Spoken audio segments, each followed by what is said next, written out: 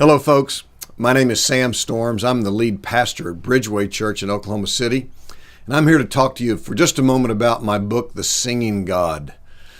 For many people, that title strikes them as odd. They can't envision that the creator of the universe sings.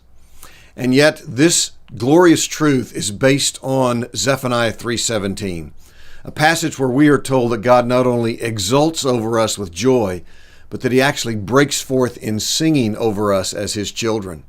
There are so many misunderstandings of the love of God today. Unfortunately, it's become something of a religious cliche, emptied of any meaning or value. But the reality that God's love for his children is so deep, so intense, and that God is so passionate for us that he breaks forth in singing is life-changing.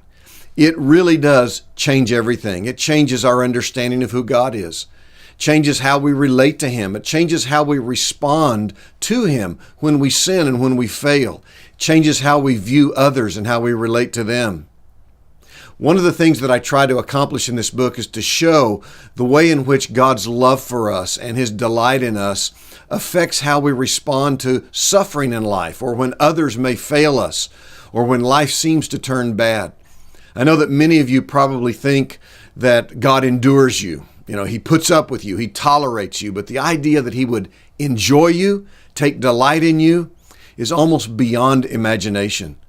And so what the singing God does is to unpack the many ways in which God's love is expressed for us, preeminently, of course, in the cross of Christ.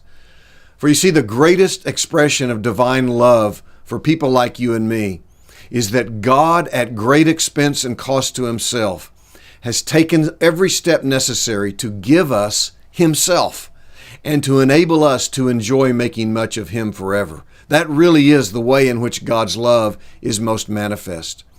I also address in this book objections that Christians have to the idea that God loves them, the problems that they face that seem to drive from their soul any sense of God's nearness and the joy that he does indeed have in us as his children.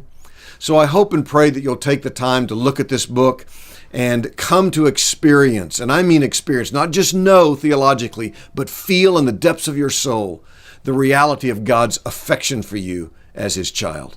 God bless you.